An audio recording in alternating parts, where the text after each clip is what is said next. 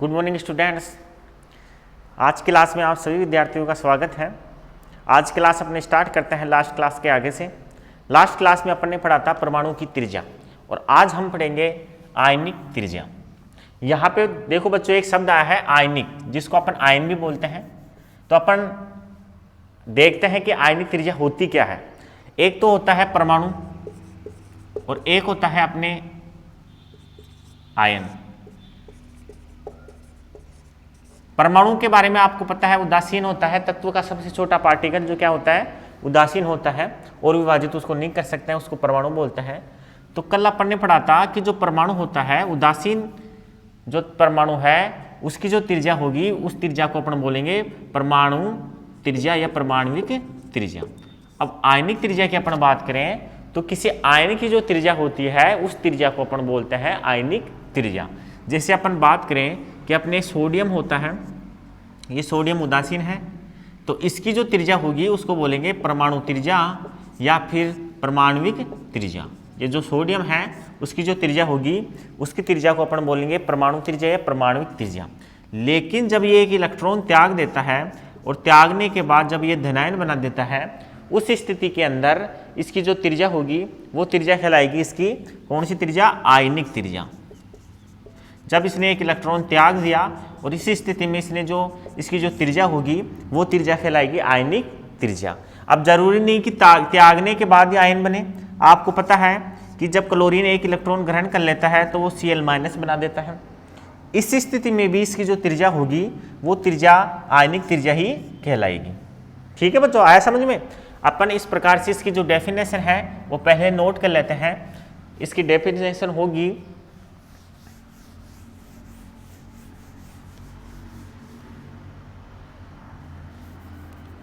किसी आयनित परमाणु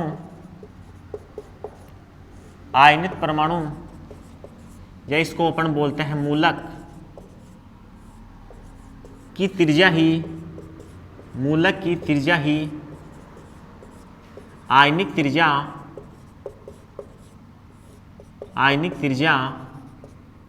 कहलाती है। किसी मूलक या फिर आयनिक जो परमाणु है उसकी त्रिज्या ही क्या कहलाती है? आयनिक त्रिज्या कहलाती है। अब अपन बात करते हैं कि आयनिक त्रिज्या दो प्रकार से हो सकती है। पहली अपन बात करें तो आपके है कि धनायन की त्रिज्या। दो प्रकार के आयन बनते हैं, अभी मैंने बताया। एक तो इलेक्ट्रॉन त्यागने के बाद आयन बनते हैं और इलेक्ट्रॉन ग्रहण करने के बाद आयन बनते हैं। तो इन दोनों ही स्थितियों में हम बात करें तो पहले वाली स्थिति है धनायन की त्रिज्या। तो धनायन कब बनेगा? जब वो क्या करेगा? एक इलेक्ट्रॉन का त्याग कर देगा। एक उदासीन परमाणु जब भी इलेक्ट्रॉन का त्याग कर देता है तो वो धनायन बना देता है। अब धनायन की त्रिज्या की अगर हम बात करें तो एक इसका जो तथ्य है वो अपन नोट करते हैं पहले, फिर उसके बाद में आगे बात करेंगे। तो उदासीन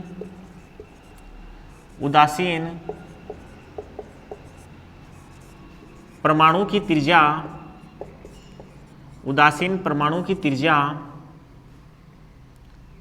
हमेशा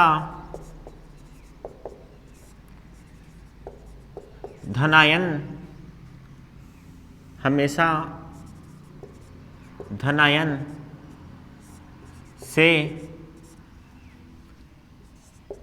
बड़ी होती है।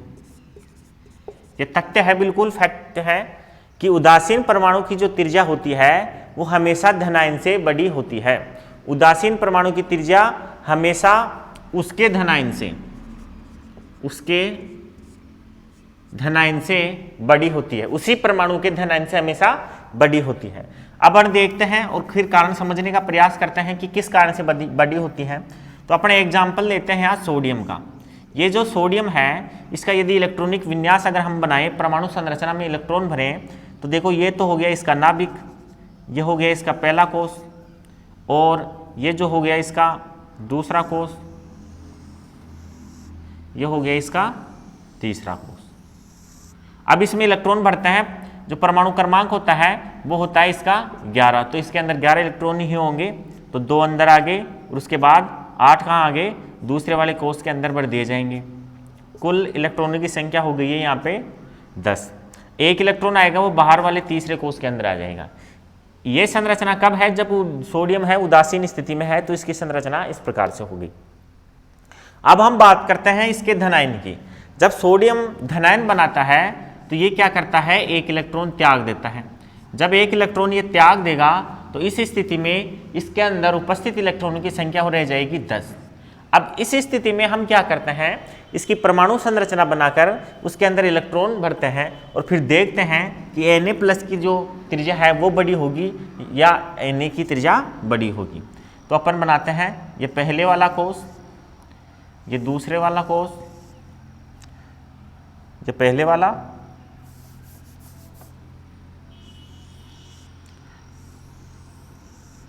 और ये तीसरा कोष। ये 3 कोष हो गए। अब इलेक्ट्रॉन बढ़ता है, इलेक्ट्रॉनों बनने अपने को कितने? 10। ये नाभिक हो गया तो 2 और 2 4 और इसमें भरेंगे अपन कितने? 8 इलेक्ट्रॉन। दूसरे कोष के अंदर 8 इलेक्ट्रॉन आएंगे और ये कुल इलेक्ट्रॉनों की संख्या हो गई 10। इस प्रकार से अपन यहाँ देखें तो पहले और दूसरे कोष के अंदर इलेक्ट्रॉन भर के 10 हो गए हैं। कब? जब Na+ बना है। इस स्थिति में जब इलेक्ट्रॉन Na+ की स्थिति में 10 हो गए हैं और ये जो बाहर वाला कोष है वो बिल्कुल खाली है। खाली होने की स्थिति में, ये खाली होने के कारण ये क्या हो जाएगा? बिल्कुल समाप्त हो जाएगा ये कोष। और समाप्त होने के बाद अपन देखते हैं कि जो Na+ है उसकी जो परमाणु संरचना होगी वो इस प्रकार से होगी। अब आप दोनों ही संरचनाओं को देख के बता सकते हैं कि इसकी त्रिज्या ज़्यादा होगी या इसकी त्रिज्या ज़्यादा होगी। आपको पता है कि ये जो सोडियम उदासीन परमाणु है इसकी त्रिज्या ज़्यादा होगी, तो अपन कह सकते हैं कि तुलना करें इसमें तो इसकी परमाणु त्रिज्या का मान क्या होगा? ज़्यादा होगा तुलनात्मक रूप से इससे। और यही चीज़ मैंने ऊपर आपको लिखाई है कि उदासीन परमाणु की त्रिज्या हमेशा उसके धनायन से बड़ी होती है। अब अपन लिख लेते हैं कि कारण क्या होता है इसका। कारण नोट कर लेते हैं अपन। तो इसके आपको पता है 2 कारण हो सकते हैं। एक कारण तो अभी मैंने बताया कि जब इलेक्ट्रॉन निकल जाएगा तो इसका कोष ही खत्म हो जाएगा। अब कोष खत्म होने के कारण क्या हो गया? उसका आकार स्वतः ही कम हो गया। तो एक कारण अपन यहां लिख देते हैं कि उदासीन परमाणु की तुलना में धनायन की जो त्रिज्या होती है वो छोटी होती है, क्योंकि इलेक्ट्रॉन त्यागने के कारण कई बार इसका जो बाह्यतम कोष होता है वो समाप्त हो जाता है, जिस कारण उसकी त्रिज्या उदासीन परमाणु से छोटी हो जाती है। तो यहां लिख देते हैं धनायन की त्रिज्या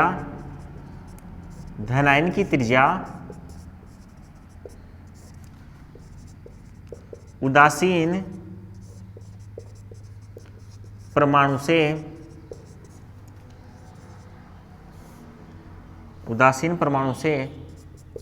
छोटी होती है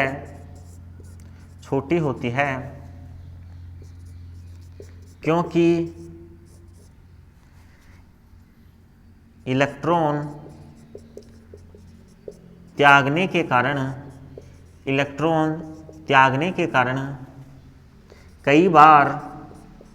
इलेक्ट्रॉन त्यागने के कारण कई बार इसका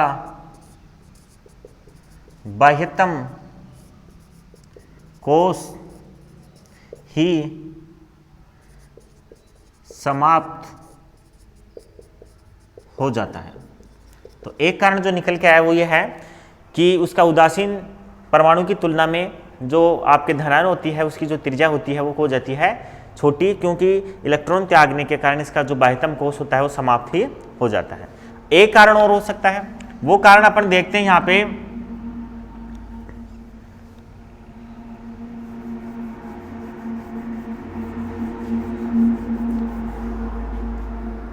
जैसे अपन ये मान के चले ये कोई परमाणु है और ये इसके बाह्यतम कोष के अंदर इलेक्ट्रॉनों की संख्या अपने पास है 3। अब ये यदि इलेक्ट्रॉन त्याग देगा, अगर मान लो एक इलेक्ट्रॉन त्यागता है तो इलेक्ट्रॉन त्यागने पर इलेक्ट्रॉनों की संख्या इधर कर देते हैं अपन 10 और 3 13। और इस स्थिति के अंदर अपन बना के देखते हैं कि यदि मान लो ये कोई परमाणु है X, वो एक इलेक्ट्रॉन इस स्थिति में उसमें इलेक्ट्रॉनों की संख्या 13 है। यदि मान लो वो केवल एक इलेक्ट्रॉन त्यागता है तो इलेक्ट्रॉनों की संख्या कितनी हो जाएगी 12। अब अपन यहाँ पहले कितने इलेक्ट्रॉन थे 3, अब यहाँ पे इलेक्ट्रॉनों की संख्या हो गई है 2। अब आप देखो नाभिक के अंदर उपस्थित प्रोटॉनों की संख्या तो रहेगी 13, इधर भी 13, इधर बाहर इलेक्ट्रॉनों की संख्या 13, इधर अंदर प्रोटॉनों की संख्या 13 और बाहर इलेक्ट्रॉनों की संख्या कितनी हो गई 12। अब आप देख सकते हैं कि इलेक्ट्रॉनों के ऊपर लगने वाला आकर्षण बल पहले वाले की तुलना में कैसा है, ज्यादा है। यहां 13 प्रोटॉन 13 इलेक्ट्रॉनों को बांध के रख रहे हैं तो बराबर बल लग रहा है। यहाँ पे 13 प्रोटॉन 12 इलेक्ट्रॉन को भी बांध के रख रहे हैं, इसलिए अपनी ओर इसको आकर्षित कर लेगा। इसके परिणाम स्वरूप इसकी जो त्रिज्या है वो पहले की तुलना में छोटी हो जाएगी। तो दूसरा कारण अपन रख सकते हैं कि इलेक्ट्रॉन त्यागने के कारण प्रभावी नाभिकीय आवेश के मान में वृद्धि हो जाती है, जिसके परिणाम स्वरूप परमाणु की त्रिज्या घट जाती है। कब? जब वो इलेक्ट्रॉन त्याग देता है और धनावेशित बना देता है। तो दूसरा जो कारण है वो अपन लिख देते हैं यहाँ पे, इलेक्ट्रॉन त्यागने के कारण धनायन का प्रभावी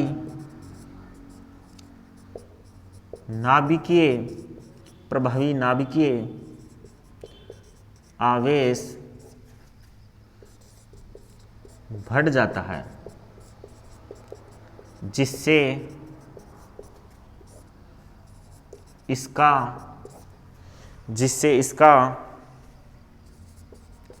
आकार छोटा हो जाता है। तो ये दो कारण हैं जिसके कारण अपन कह सकते हैं कि उदासीन परमाणु की तुलना में उसके जो धनायन होती है, उसकी जो त्रिज्या होती है वो छोटी होती है। तो आप इसको नोट कर सकते हैं, उतार सकते हैं, स्क्रीनशॉट ले सकते हैं।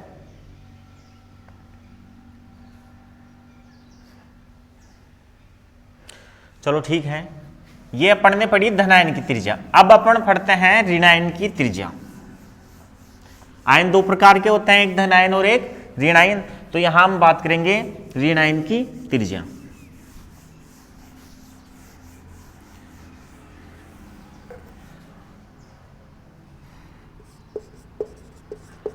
ऋणायन की त्रिज्या, ऋणायन की त्रिज्या की बात करें तो यहां पे भी एक जो तथ्य है, फैक्ट है, वो मैं नोट कर देता हूं। ऋणायन की त्रिज्या हमेशा अपने उदासीन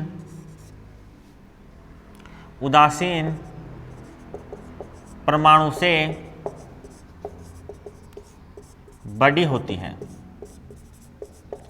हमेशा बड़ी होती है। धनायन की त्रिज्या जो होती है वो उदासीन परमाणु से हमेशा छोटी होती है और ऋणायन की त्रिज्या हमेशा उदासीन परमाणु से बड़ी होती है। इसको भी अपन उसकी तरह अगर समझना चाहिए तो समझ सकते हैं क्लोरीन का एग्जाम्पल लेके। क्लोरीन का यदि हम एग्जाम्पल लेते हैं यहाँ पे, तो आपने देखा हो तो इसका इलेक्ट्रॉनिक विन्यास 17 होता है। ये जो पहला कोष होता है, ये दूसरा कोष होता है, जिसके बाद ये तीसरा कोष होता है, और ये नाभिक हो गया। इलेक्ट्रॉन बनने हैं अपने को 17 बनने हैं, तो 2 अंदर और बाकी के 8 इसके अंदर, और बाहर वाले में कितने आएंगे बच्चों बताओ? इसमें आएंगे 7, बिल्कुल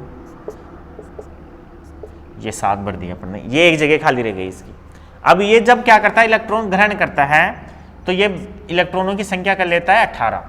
जब ये एक इलेक्ट्रॉन ग्रहण कर लेता है तब इलेक्ट्रॉनों की संख्या कर लेता है 18। इस स्थिति में यदि हम देखें तो ये पहला कोष, ये दूसरा कोष, ये तीसरा कोष, और इलेक्ट्रॉन भर के देखते हैं अपन 2, इसके अंदर भर दो आप कितने, इसमें भर दो आप 8, ये लो 8 भर देते हैं। इसके अंदर कितने आएंगे बच्चों? इसमें आएंगे आपके इलेक्ट्रॉन 7 पहले हैं, एक और ग्रहण कर लिए तो 8 हो गए, तो इसका बाह्यतम कोष पूरा भर गया है। अब वो देखते हैं अपन प्रभावी नाभिकीय आवेश वाला। इसमें इलेक्ट्रॉन, बाहरी इलेक्ट्रॉनों की संख्या कितनी? 17, और अंदर की स्थिति में प्रोटॉनों की संख्या कितनी? 17। 17 प्रोटॉन 17 इलेक्ट्रॉन को बांध के रखे हुए हैं यहाँ पे। इसमें अपन देखें तो इस नाभिक के पास प्रोटॉनों की संख्या है 17 और बाहर की तरफ इलेक्ट्रॉनों की संख्या है 18। अब की बार इसने 17 प्रोटॉनों ने 18 इलेक्ट्रॉनों को बांध के रखा हुआ है, जबकि इस स्थिति में 17 प्रोटॉनों ने 17 इलेक्ट्रॉनों को बांध के रखा है। अब आप देख सकते हैं कि इस स्थिति में जो बल है वो ज्यादा लगेगा इलेक्ट्रॉनों प्रोटॉनों के बीच में, इस स्थिति में प्रोटॉनों के द्वारा इलेक्ट्रॉनों के ऊपर बल कम लगेगा। जब बल कम लगेगा तो ये बाहर वाले कोष के जो इलेक्ट्रॉन हैं वो थोड़े से बाहर की तरफ चले जाएंगे। कहने का मतलब ये कोष थोड़ा सा इस जगह पे चला जाएगा। इस जगह पे जब ये चला जाएगा तो आप देख सकते हैं कि जो क्लोरीन परमाणु है Cl- उसकी जो त्रिज्या है वो क्या हो रही है, उदासीन परमाणु से बड़ी हो रही है। कब? जब ये थोड़ा सा कोष बाहर की तरफ चला जाएगा, क्योंकि नाभिक का प्रभावी नाभिक के जो आवेश का मान है, प्रभावी नाभिक के आवेश का मान क्या हो जाएगा, कम हो जाएगा, जिसके कारण बाहर वाला कोष दूर चला जाएगा और जो ऋणायन है उसका आकार बढ़ जाएगा। कल अपन ने पढ़ा था प्रभावी नाभिक के आवेश स्टार्टिंग में, तब मैंने कहा था इसको नोट करके रखना, ये हर जगह काम आएगा। तो अपन यहाँ कह सकते हैं कि नाभिक का प्रभावी जो आकर्षण बल है उसका मान यहाँ कम हो गया है, जिसके कारण ऋणायन की त्रिज्या बढ़ गई है। तो अपन कारण यहाँ नोट कर लेते हैं। कारण लिखते हैं अपन यहाँ पे कि ऋणायन में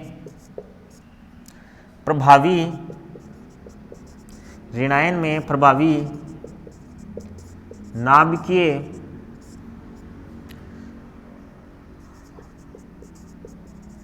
आवेश का मान, ऋणायन में प्रभावी नाभिकीय आवेश का मान कम हो जाता है, जिस कारण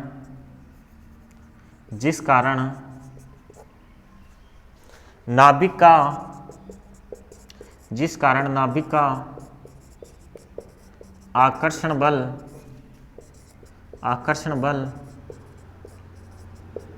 कम होने के कारण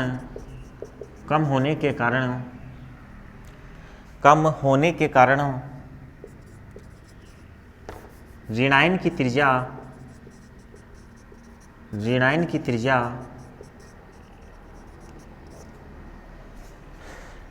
अपने उदासीन परमाणु से बड़ी हो जाती है। ये कारण हो गया, ये फैक्ट है, इस फैक्ट का ये प्रमाणित कारण हो गया। अभी अपन ने बात की आयनिक त्रिज्या। आयनिक त्रिज्या के बारे में अपन ने बात की धनायन की त्रिज्या और एक ऋणायन की त्रिज्या।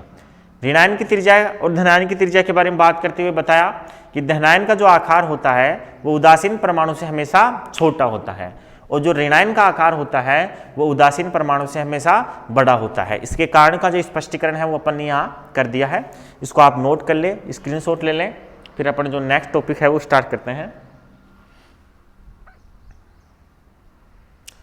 चलो ठीक है, अपने जो आवर्ती गुणधर्म है उसके दो टॉपिक आयनिक त्रिज्या और परमाणुक त्रिज्या हो गई है कंप्लीट। नेक्स्ट वाला जो आवर्ती गुण है उसका नाम है आयनन एंथैल्पी। आयनन एंथैल्पी के बारे में अपन पढ़ेंगे अब कि जो आयनन एंथैल्पी होती है वो क्या होती है।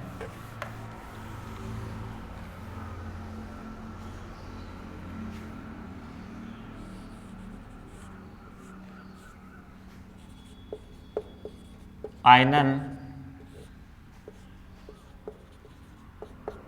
एंथैल्पी, आयनन एंथैल्पी जो होती है ये होती क्या है एक्चुअल में, इसके बारे में अपन बात करेंगे। फिर इसकी आवर्तिता के बारे में बात करेंगे। देखो बच्चों, कोई भी जो उदासीन परमाणु होता है वो जब यौगिक बनाता है तो या तो इलेक्ट्रॉनों को त्यागता है या इलेक्ट्रॉनों को ग्रहण करता है। अब जब वो इलेक्ट्रॉन त्यागता है तो त्यागने की स्थिति के अंदर हम बात करें तो परमाणु ऐसे ही किसी भी इलेक्ट्रॉन का त्याग नहीं कर देता है, उसको ऊर्जा की आवश्यकता होती है और वो जो ऊर्जा होती है वो ऊर्जा कहलाती है आयनन एंथैल्पी। कहने का मतलब अपन ये कह सकते हैं कि एक परमाणु के द्वारा इलेक्ट्रॉन त्यागने पर उसके लिए आवश्यक जो ऊर्जा है उस ऊर्जा को आयनन एंथैल्पी अपन कहेंगे। लेकिन अगर हम बात करें कि जो परमाणु होता है वो साधारणतः ठोस अवस्था में या किसी विशेष अवस्था के अंदर सामान्य अवस्था के अंदर इलेक्ट्रॉनों का त्याग नहीं करता है। वो विलगित गैसीय अवस्था की स्थिति में जब पहुंचता है तो उसी स्थिति के अंदर इलेक्ट्रॉन का त्याग करता है। तो हम यह कह सकते हैं कि कोई उदासीन परमाणु विलगित गैसीय अवस्था के अंदर इलेक्ट्रॉनों को त्याग करने के लिए उसको जितनी ऊर्जा की आवश्यकता होती है वो ऊर्जा कहलाती है उसकी आयनन एंथैल्पी का मान। अपन यहाँ नोट कर लेते हैं कि आयनन एंथैल्पी होती क्या है। तो आयनन एंथैल्पी अपन कहेंगे किसी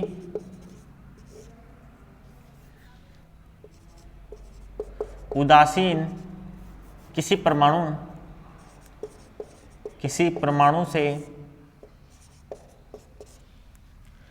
परमाणु से उसकी गैसीय विलगित अवस्था में किसी परमाणु से उसकी गैसीय विलगित अवस्था में इलेक्ट्रॉन निकालने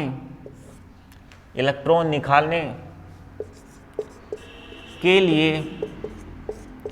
आवश्यक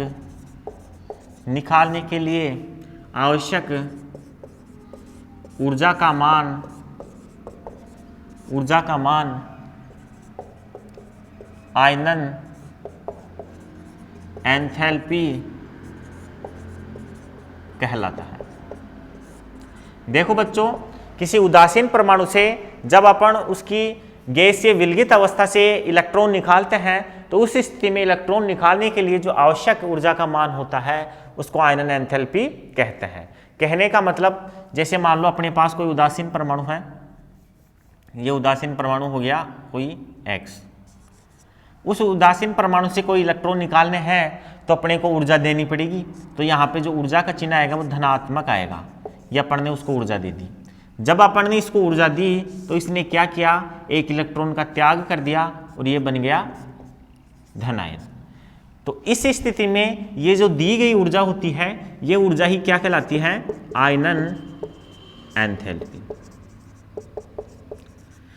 इस उदासीन परमाणु से एक इलेक्ट्रॉन निकालने के लिए जो दी गई ऊर्जा है उस ऊर्जा को अपन क्या बोलते हैं, आयनन एंथैल्पी बोलते हैं।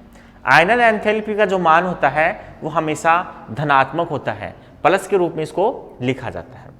अब ये आयनन एंथैल्पी की जो मान है वो अगर हम ये मान के चले कि केवल पहला इलेक्ट्रॉन जब निकालते हैं तो उससे निकलने वाली जो ऊर्जा है वो कितनी होगी, दूसरे इलेक्ट्रॉन को निकालने पर ऊर्जा कितनी होगी और तीसरे इलेक्ट्रॉन को निकालने पर ऊर्जा कितनी होगी, वो अपन अभी आगे पढ़ेंगे। उससे पहले अपन देखते हैं कि जो आयनन ऊर्जा है, आयनन एंथैल्पी की जो मात्रक है वो मात्रक के रूप में अपन काम में लेते हैं यहाँ पे किलो जूल प्रति मोल, या फिर अपन दूसरा मात्रक लेते हैं किलो कैलोरी प्रति मोल।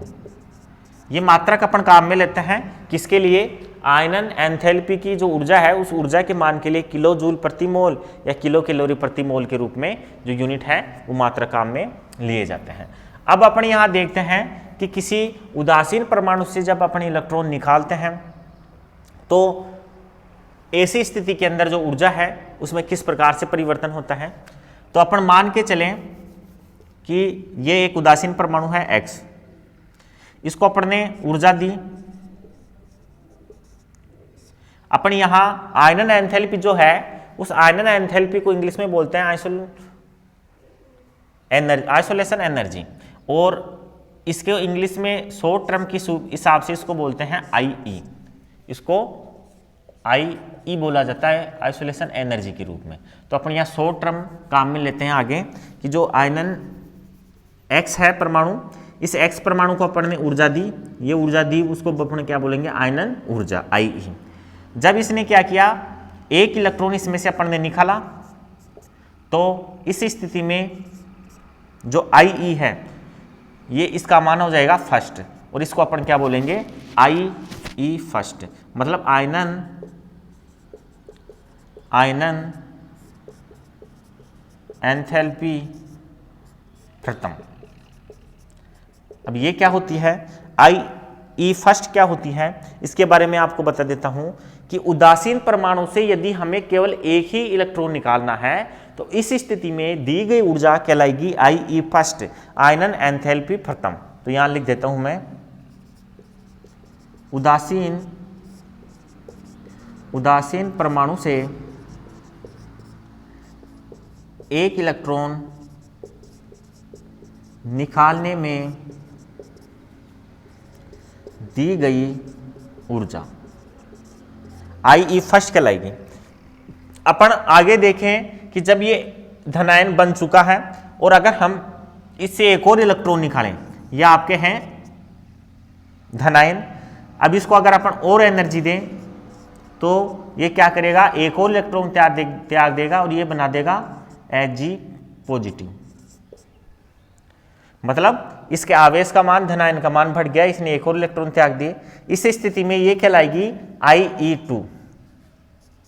IE2 की जगह हम परिभाषा लिखें तो वही होगी आयनन एंथैल्पी द्वितीय। IE2 का मतलब क्या होगा बच्चों, आयनन एंथैल्पी द्वितीय। लिख लेता हूं मैं यहां, आयनन एंथैल्पी द्वितीय। ये क्या बोलेंगे, किसी धनायन से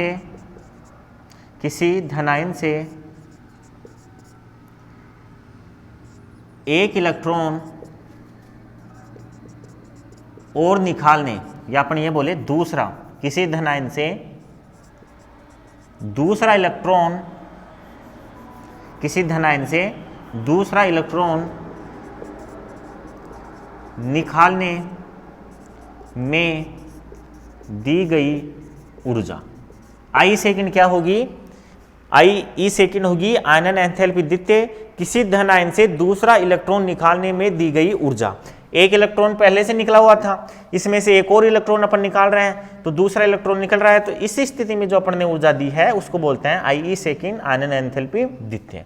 और यहां हम लिखें, अगर इस स्थिति में जब ये दो इलेक्ट्रॉन दे चुका है, धनायन बन चुका है +2 स्थिति में, और एक और इलेक्ट्रॉन इससे निकालें, कहने का मतलब तीसरा इलेक्ट्रॉन निकालें, तो इस स्थिति में इसको बोलेंगे IE3। और इधर से एक और इलेक्ट्रॉन जब निकाल देगा तो ये क्या कर देगा, धनायन के रूप में बना देगा प्लस।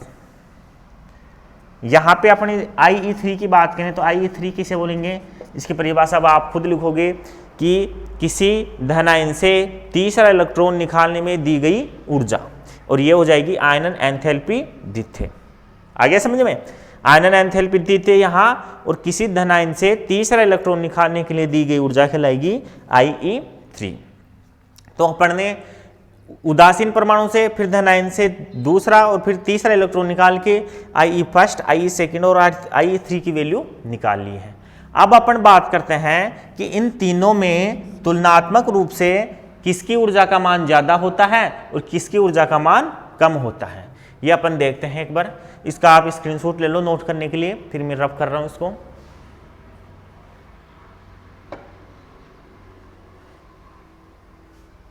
चलो ठीक है,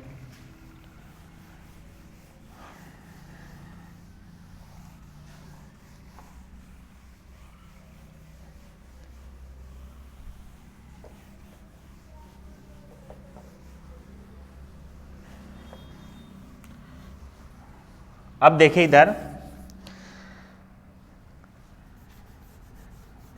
पहले मैं लिख देता हूं इनमें संबंध क्या होता है और फिर समझाता हूं कि ये कैसे होता है। देखो, हमेशा आयनन एंथैल्पी फर्स्ट का मान होता है कम, उसके बाद IE सेकेंड द्वितीय का आयनन एंथैल्पी का मान होता है ज़्यादा, और उसके बाद IE3 तृतीय का आयनन एंथैल्पी का मान होता है सबसे ज़्यादा। आयनन एंथैल्पी फर्स्ट, सेकेंड और थर्ड तीनों के अंदर यदि हम ऊर्जा में संबंध देखें तो IE फर्स्ट का मान कम, फिर उसके बाद ज़्यादा और तीसरे वाली का सबसे ज़्यादा। अब इसका कारण मैं बता देता हूं कि ये होता क्यों है, इसको मैं एक बार आपको समझा देता हूं कि किस कारण से तीसरे वाली जो आयनन एंथैल्पी है उसका मान ज़्यादा होता है। तो यहां हम किसी एक परमाणु की संरचना का बात करके अपन देखते हैं। ये पहले वाला कोष है, ये नाभिक है।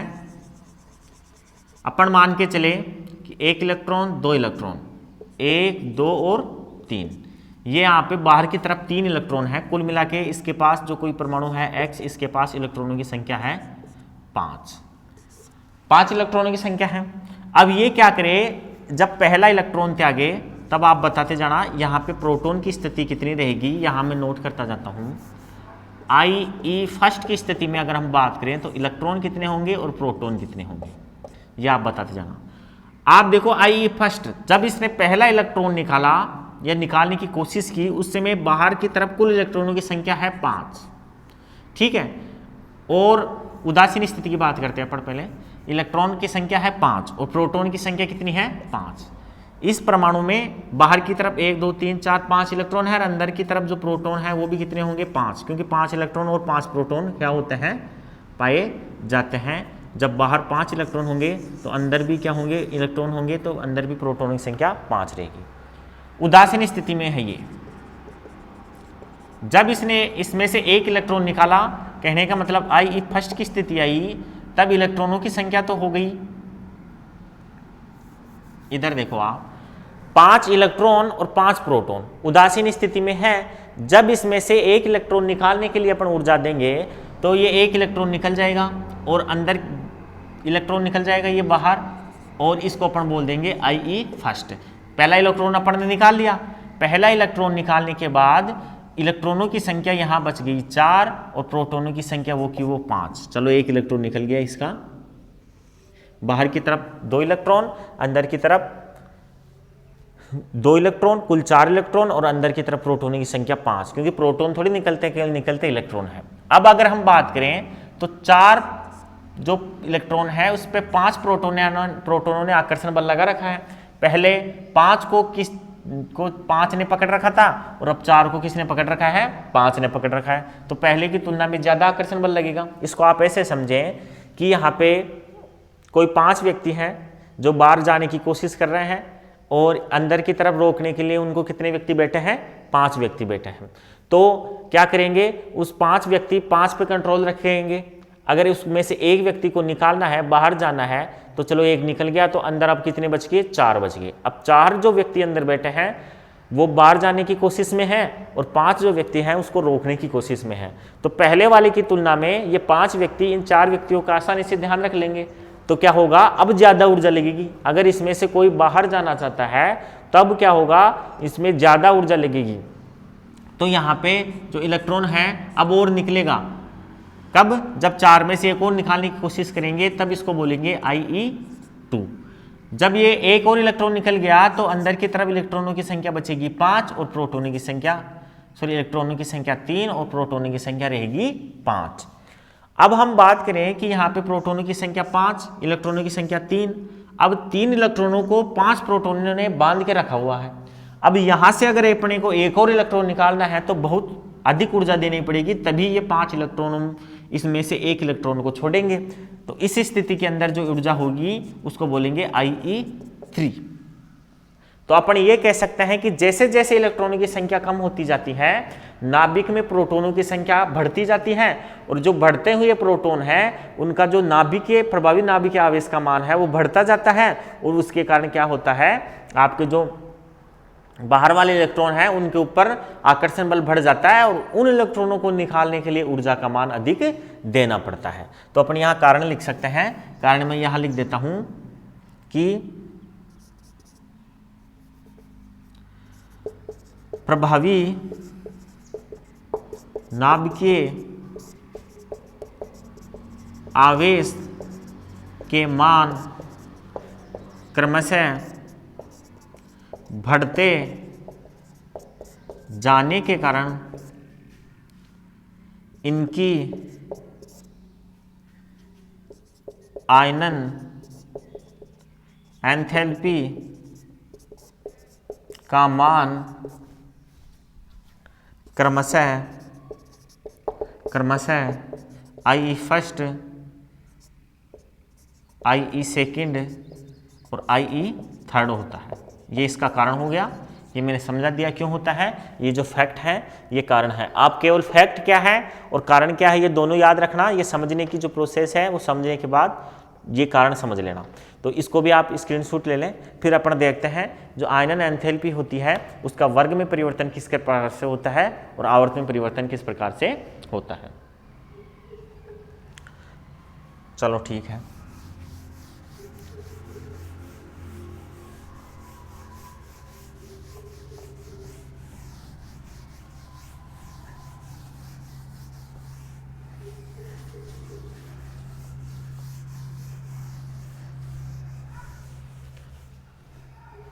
आयनन एंथैल्पी अपन लिखते हैं आवर्तिता। आवर्तिता में पहले लिखेंगे वर्ग में आवर्तिता। वर्ग में आवर्तिता की बात करें तो यहां मैं फैक्ट लिख देता हूं कि वर्ग में ऊपर से नीचे जाने पर, वर्ग में ऊपर से नीचे जाने पर आयनन एंथैल्पी का मान, आयनन एंथैल्पी का मान घटता है। वर्ग में ऊपर से नीचे जाने पर आयनन एंथैल्पी का मान घटता है। कारण है ये, अब कारण फैक्ट है ये, अब मैं कारण बता देता हूं क्यों घटता है। तो दो कारण होते हैं। कल अपन ने परमाणु त्रिज्या में पढ़ा था कि जब वर्ग में ऊपर से नीचे आते हैं तो परमाणु की त्रिज्या क्या होती है, बढ़ती जाती है। जब परमाणु की त्रिज्या बढ़ेगी तो प्रभावी नाभिक के आवेश का मान कम हो जाएगा और इस कारण से जो आयनन एंथैल्पी का मान होगा उसका मान क्या हो जाएगा, कम होता जाएगा, नीचे जाएंगे तब। क्योंकि आकर्षण बल कम होगा जब नाभिक का, तो इलेक्ट्रॉन निकालने में आसानी होगी और जब इलेक्ट्रॉन आसानी से निकलेंगे तो ऊर्जा अपने को कम देनी पड़ेगी। तो मैं यहां लिख सकता हूं कि वर्ग में ऊपर से नीचे जाने पर, वर्ग में ऊपर से नीचे जाने पर परमाणु का आकार या त्रिज्या भी बोल सकते हैं उसको, घटती है, बढ़ती है। परमाणु का आकार या त्रिज्या बढ़ती है जिससे प्रभावी नाभिकीय आवेश का मान, प्रभावी नाभिकीय आवेश का मान क्या होता जाता है, कम होता जाता है, जिस कारण होता जाता है। और इस कारण वर्ग में ऊपर से नीचे जाने पर आयनन एंथैल्पी का मान घटता है। देखो वर्ग में ऊपर से नीचे जाएंगे तो परमाणु का आकार बढ़ जाएगा जिससे उसका प्रभावी नाभिकीय आवेश का मान कम हो जाएगा और जब नाभिक का आकर्षण बल का मान कम हो जाएगा तो अपन क्या देखेंगे यहाँ पे कि उसका आयनन एंथैल्पी का मान घटता जाएगा। आ गया समझ में। अपन देखते हैं दूसरा वाला आवर्त में आवर्तिता। आवर्त में आवर्तिता की बात करें अपन तो इसका फैक्ट है वो मैं ये लिख देता हूं यहां। आवर्त में बाएं से दाएं जाने पर आयनन एंथैल्पी का मान बढ़ता जाता है। वर्ग में ऊपर से नीचे आने पर घटता है, आवर्त में बाएं से दाएं जाने पर किसका, आयनन एंथैल्पी का मान बढ़ता है। कारण मैं यहां लिख देता हूं क्यों बढ़ता है। कारण पहले बता देता हूं आपको कि जब वर्ग में बाएं से दाएं जाएंगे तो परमाणु का आकार क्या होता है, छोटा होता जाता है। परमाणु का जब आकार छोटा होता है तो नाभिक का प्रभावी आकर्षण बल का मान क्या होता जाता है, ज्यादा होता जाता है। जब नाभिक का प्रभावी आकर्षण बल का मान ज्यादा होगा तो बाहर वाले इलेक्ट्रॉनों पर ज्यादा आकर्षण बल लगेगा। ऐसी स्थिति में अपने को बाहर वाला जब इलेक्ट्रॉन निकालना है तो ज्यादा ऊर्जा देनी पड़ेगी। तो इसी कारण क्या होता है, जब आवर्त सारणी में आवर्त में बाएं से दाएं जाते हैं तो क्या होता है, आयनन एंथैल्पी का मान क्या होता जाता है, बढ़ता जाता है। कारण लिखेंगे अपन क्योंकि आवर्त में बाएं से दाएं जाने पर परमाणु का आकार घटता है, परमाणु का आकार घटता है, जिस कारण प्रभावी नाभिकीय आवेश का मान बढ़ता है और आवर्त में बाएं से दाएं जाने पर आयनन एंथैल्पी का मान बढ़ जाता है। ये फैक्ट हो गया, ये इसका कारण हो गया। तो ये दोनों चीजें आप ध्यान रखना कि वर्ग में आवर्तिता जो आयनन एंथैल्पी है उसमें किस प्रकार से परिवर्तन होता है और क्यों होता है, और आवर्त में जो आयनन एंथैल्पी में परिवर्तन किस प्रकार से होता है और क्यों होता है, ये दोनों चीजें मैंने लिख दी है। अब अपन बात करते हैं, आज की क्लास आपकी इतनी रहेगी। लास्ट वाले क्वेश्चन की बात करते हैं। आपका आंसर आया नहीं था किसी का, मैं बता देता हूं आंसर उसका क्या होगा। क्वेश्चन का क्वेश्चन था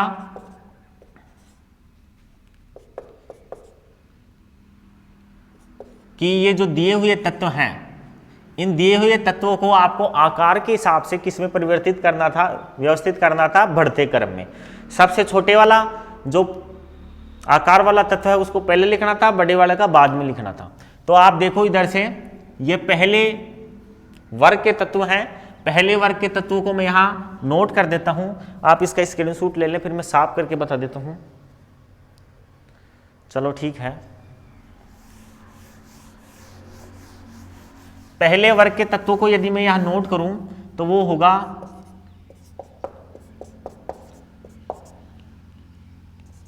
ये तत्व पाए जाएंगे पहले वर्ग में। आवर्त सारणी नहीं उठाना, उसमें देखना और भी है नीचे, इसको रहने दो। अपन यहीं तक बात करेंगे क्योंकि अपने वाले तत्व इनमें ही मिल गए।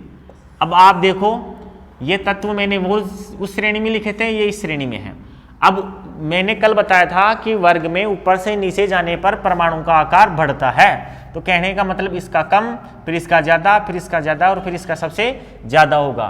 तो अपन इनमें से देख के लिखें तो ये क्या हो गया, जो सोडियम है उसका कम, फिर लिथियम का ज्यादा, फिर हाइड्रोजन का कम, फिर लिथियम का, उसके बाद सोडियम का, और फिर सबसे ज्यादा किसका होगा, पोटेशियम का। तो उसका जो आंसर रहेगा ये रहेगा पिछले वाले क्वेश्चन का।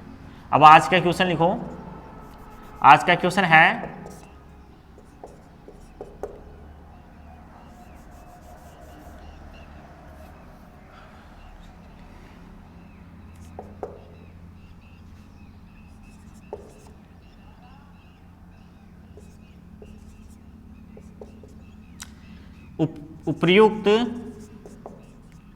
उपर्युक्त तत्वों को उनकी